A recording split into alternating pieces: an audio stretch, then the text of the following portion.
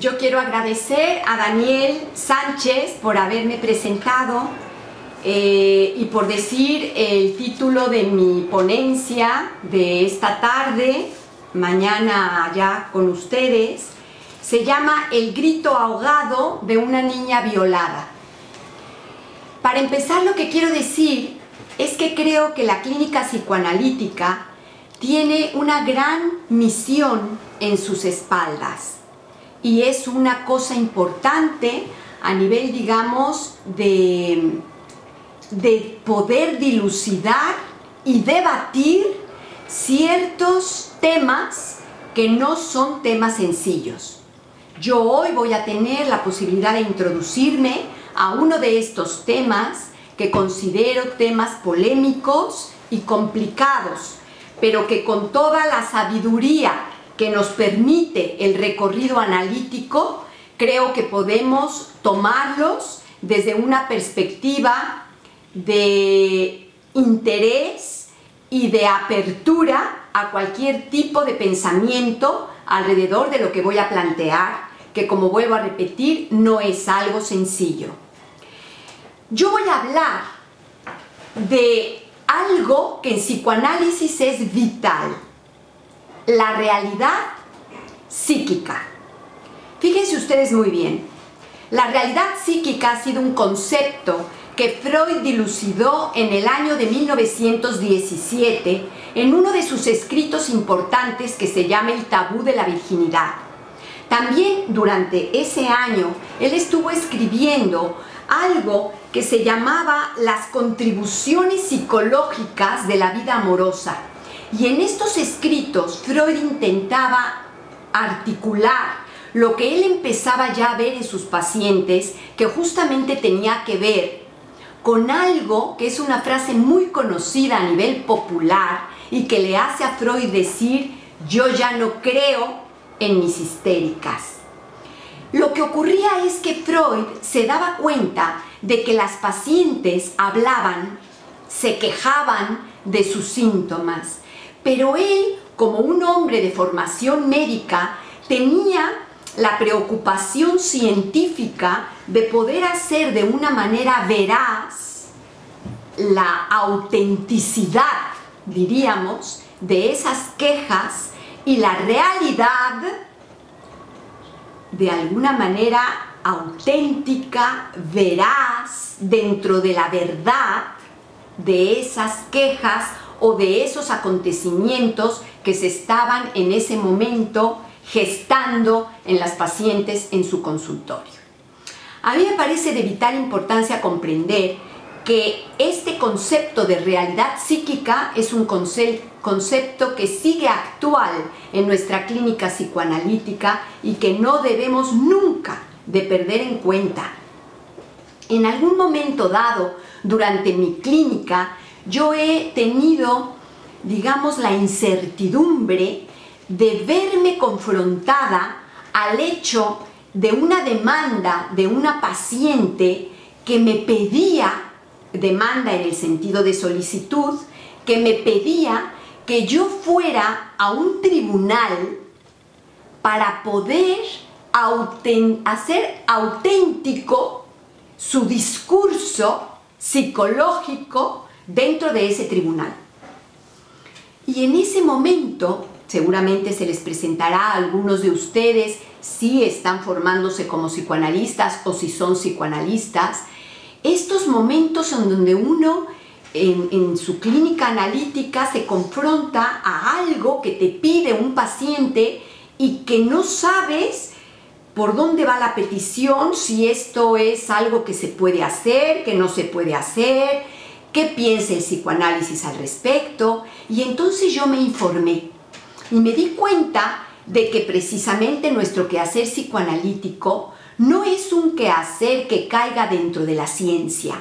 Estos son debates importantes que se han hecho en varias ocasiones y en el que yo no voy a entrar ahora, pero efectivamente nuestro psicoanálisis es un quehacer que no tiene que ver con la ciencia propiamente dicha. Y creo que la realidad psíquica es precisamente uno de los conceptos que nos confronta a una de las causas por las cuales nuestro quehacer no es una ciencia exacta.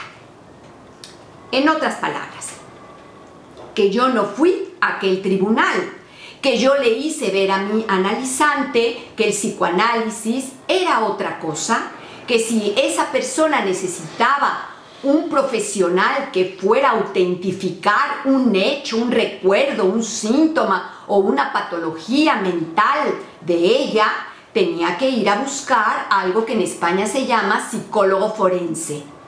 Pero que el psicoanalista no estaba para ir a hacer esto. No era dentro de su ética ni dentro de su quehacer. Y mi conferencia de hoy va dedicada precisamente a por qué. ¿Cuál es la causa? Pues la causa, ni más ni menos, tiene que ver con la realidad psíquica. Freud lo que se da cuenta es de que la realidad de sus pacientes, en algunas ocasiones, no tiene que ver con lo que aconteció en sus historias.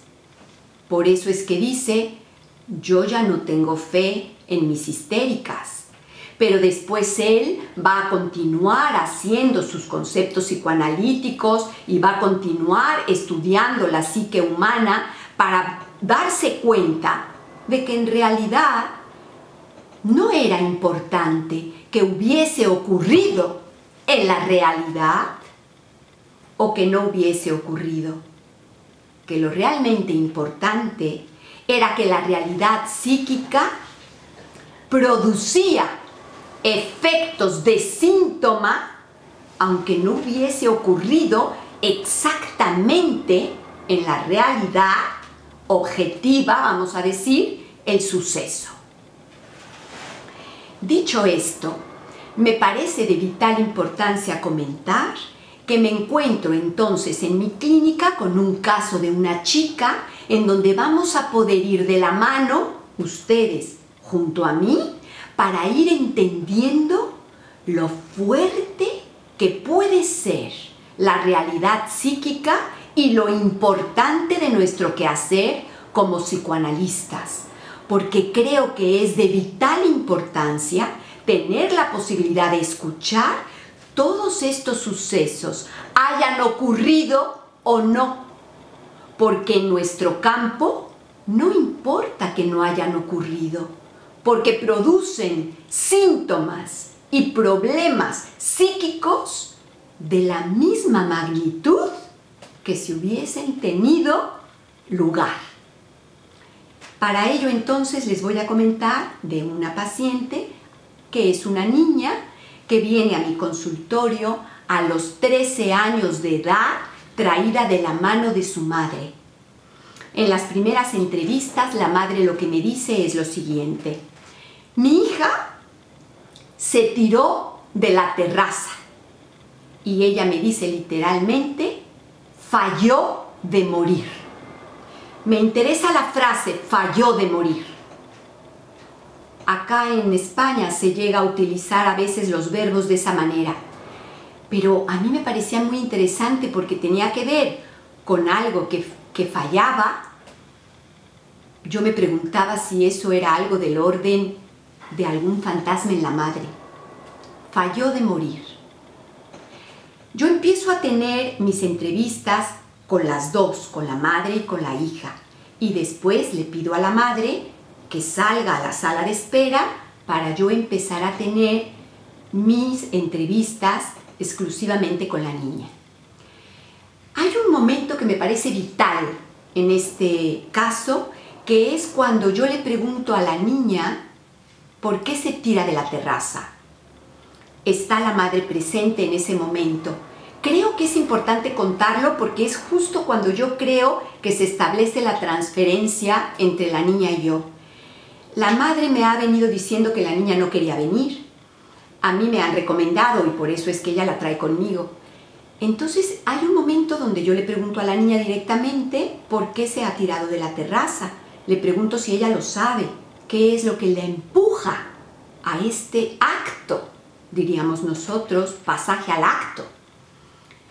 Y entonces la niña va a empezar a hablar y la madre la corta tajantemente y empieza a hablar la madre. Entonces yo corto a la madre y le digo, creo que su hija puede decírmelo con sus palabras. Creo que ya tiene edad para hablar por ella misma. Y entonces la niña le dice a la madre, vaya, hasta que alguien te corta los pies. Me pareció también interesante la frase, cortarle los pies. La cuestión es de que en ese momento la madre entiende que yo quiero oír a la niña, se queda callada y después pues la madre se queda en la sala de espera y yo empiezo a atender a la niña y a escuchar un poco lo que ella me tiene que decir. Poco a poco el recorrido empieza a hablar sobre la relación que tiene la niña con la madre, con el padre, con sus compañeros en el colegio. Hay cierto bullying que a la niña le hacen, pero ella como que de alguna manera evita entrar en el tema del intento de suicidio, que es realmente por lo que ella está conmigo.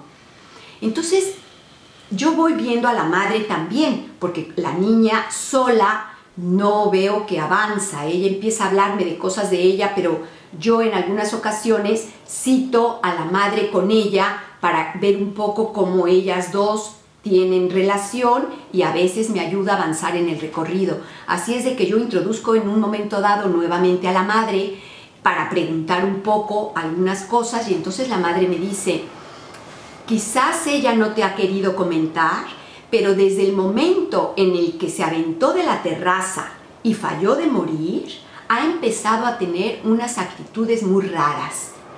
Lo primero que ha hecho, por ejemplo, es tener un odio absoluto hacia su padre. Entonces no quiere verlo, pero ni en pintura. Lo ha bloqueado del móvil. El móvil ya saben que en España es el celular. Ya no quiere saber nada de su padre, no lo ve. Antes iban al cine, antes salían a comer alguna hamburguesa o se iban a alguna feria, pues ahora ya no quiere saber nada de su padre. Su padre está totalmente fuera de la vida de mi hija. Y conmigo la relación pues es muy irrespetuosa, está como culpándome constantemente de todo. Entonces, y me dice, pero lo que más me angustia como madre es que se ha vuelto muy sexual. Entonces yo le digo, a ver, ¿cómo es eso muy sexual? Y me dice, sí, ella tiene 13 años ahora. Y mírela, es una chica que se viste como si tuviera 18. Se ha puesto piercings, se maquilla, se pone falda corta. Y yo le he notado un cambio en su actitud. Pues no sé cómo explicarle, pero es como... Y entonces acá en España tenemos una palabra que en México yo ya no sé cuál sería ahora mismo, porque ya ven que el lenguaje va cambiando, pero bueno, algo que aludiría a la puta, pero acá en España tenemos la palabra guarra.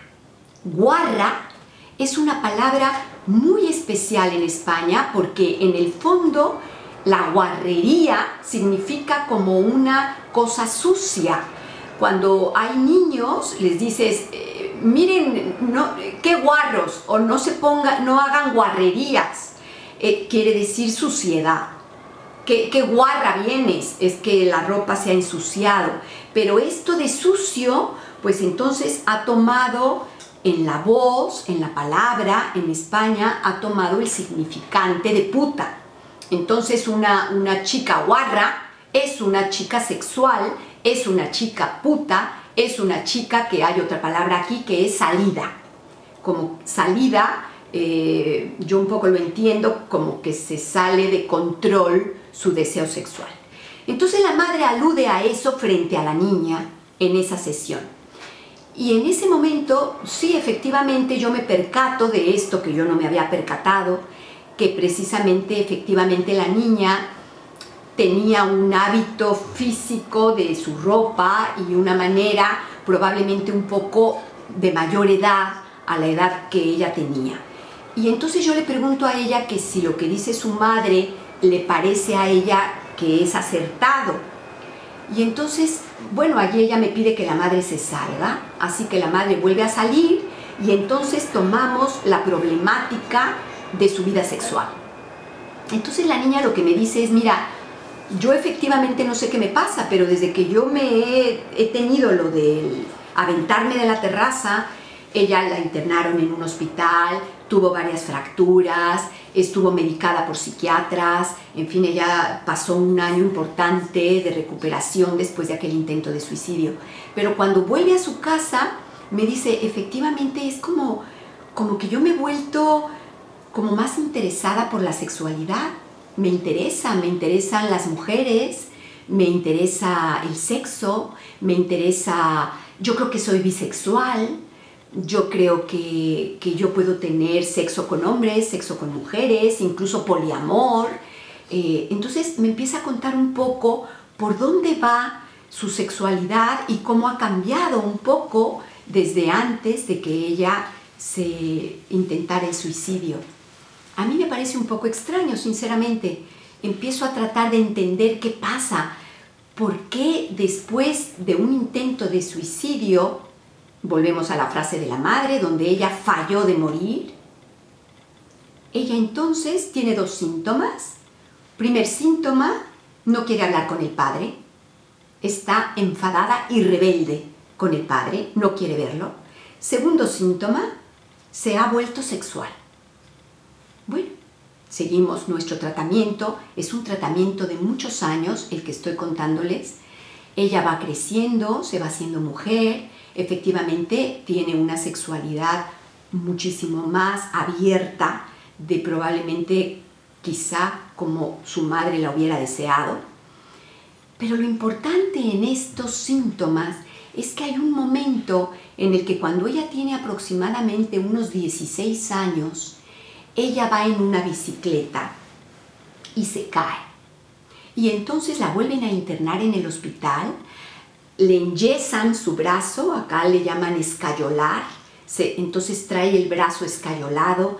A la siguiente sesión yo la dejo de ver aproximadamente 8 meses más o menos. No viene porque se ha caído de la bicicleta y ha vuelto a estar en el hospital internada, pero luego ella pide venir. Entonces viene y cuando entra, cuando yo la veo escayolada, le digo, ¿qué ha pasado? Y entonces me dice, mira, me he caído de la bicicleta, pero me ha venido un recuerdo que yo no tenía. Y he querido venir a contarte el recuerdo, porque yo creo que esto es importante para lo que trabajo contigo. Entonces yo le digo, a ver, cuéntame, ¿cuál es el recuerdo? Y entonces me dice, cuando yo tenía aproximadamente quizás 11 años o 10, no se acuerda muy bien la edad, me cuenta que va en la bicicleta, una bicicleta que le ha comprado su padre al hermano mayor. Yo no sé si ustedes recuerdan, pero las bicicletas, algunas, yo no sé ahora, pero algunas tienen un tubo cuando son para varones. Y cuando son para mujeres, no tienen ese tubo. Hay como una especie de pico y está el asiento de la bicicleta. Entonces ella había heredado la bicicleta de su hermano mayor y esa bicicleta tenía un tubo. Entonces ella va en la bicicleta de su hermano mayor a los 10 años más o menos y resulta que se cae y se golpea sus genitales. Entonces sangra. Entonces ella entra en bastante pánico, todavía no tiene el periodo y al ver que le sale sangre, le da miedo. Entonces va con su madre y le comenta pues que iba en la bicicleta, que se ha caído y que tiene sangre en sus genitales. Y entonces la madre entra en una especie de angustia, de pánico, y empieza a decirle a la hija, muy obsesionada, con gritos, que seguramente ha perdido el himen. Mi paciente a los 10 años no tiene ni idea de qué cosa es el himen y no entiende por qué la madre está tan horrorizada. Ella simplemente está asustada porque le sale sangre de la entrepierna, pero no entiende todo lo que la madre le está diciendo. Entonces, fíjense, parece que hay algo que allí se le ha reprimido a ella, porque todo esto ella me lo está contando a los 16 años, cuando hay un evento, lo que llamaríamos en nuestro quehacer psicoanalítico après-coup. El primer evento fue la bicicleta a los 10 años, cuando ella le pasa esto. El evento segundo es a los 16 años, donde ella vuelve a caerse y le tienen que enyesar el brazo, pero le trae entonces el recuerdo reprimido anterior. Pero no se queda nada más con la sangre en la entrepierna. Resulta que lo verdaderamente, yo voy a utilizar la palabra monstruoso, fue lo que ocurre en el seno familiar. La madre está horrorizada porque piensa que su hija, en palabras de la madre, se ha desligado. Para la madre la virginidad es absolutamente importante, es vital. Entonces, cuando llega el padre a la casa, la madre le pide que revise a la niña. Cuando a mí me cuenta esto mi paciente a los 16 años, a mí me parece monstruoso. Y además, ¿por qué tiene el padre que revisar a la niña? Entonces la paciente me dice, es que es médico, como tú, es médico. Porque es médico, ¿tiene que revisar a su hija? La cuestión es que efectivamente el acto tiene lugar. Lo que mi paciente recuerda y está completamente desfundada cuando me lo dice, cuando rememora el acto, están en una habitación, ella no quiere, esto me parece que es importantísimo, ella no quiere, la madre la obliga a desnudarse, el padre la revisa, le abre las piernas y la revisa, le mira en su intimidad para ver si tiene o no tiene himen. Este acto tiene en mi paciente lugar de violación. Es una violación. Violación a su intimidad. Violación a su cuerpo. Violación a su deseo. Perpetrado por la madre. Por una madre obsesiva de la virginidad. Por una madre que le hace un daño grande a su hija. Y un padre cómplice, digamos, de la locura de la madre. Porque alguien pudo haber dicho, no, no, vamos a llevarla con un ginecólogo, con una ginecóloga, no.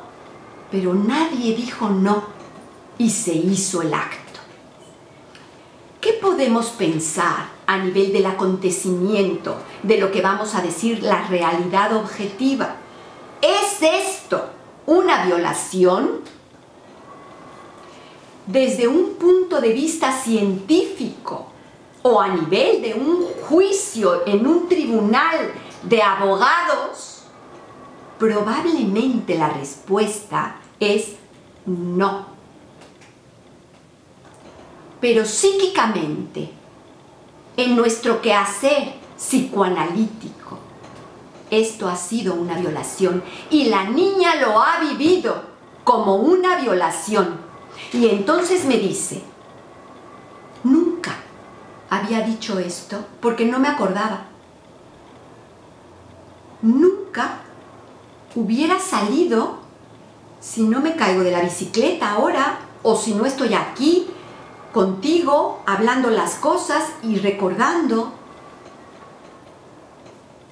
Pero ¿qué es entonces lo que puede hacer el psicoanálisis ante una situación así? Mucho. Lo que en ningún otro lugar se puede hacer. Curarla. Curarla a partir de una realidad psíquica, traumática, que tiene lugar de violación, que le ha quitado la voz porque ni siquiera lo recuerda, no lo puede decir. Pero ¿dónde están los síntomas? Son fascinantes porque en este caso se ven perfectamente. No quiere volver a ver al padre. Claro, para ella el padre es el violador. No quiere volver a saber de la madre. Se convierte en una mujer sexual.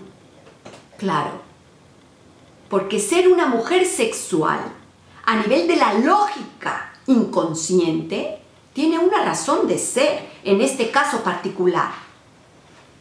De alguna manera la saca, la libera de la garra de su padre, de las garras de sus padres, de los dos. De alguna manera la libera de la violación. Entonces ella me dice, es que yo he tenido un grito ahogado. Por eso yo he llamado esta conferencia el grito ahogado de una niña violada. El grito ahogado es un grito que no tiene manera de salir.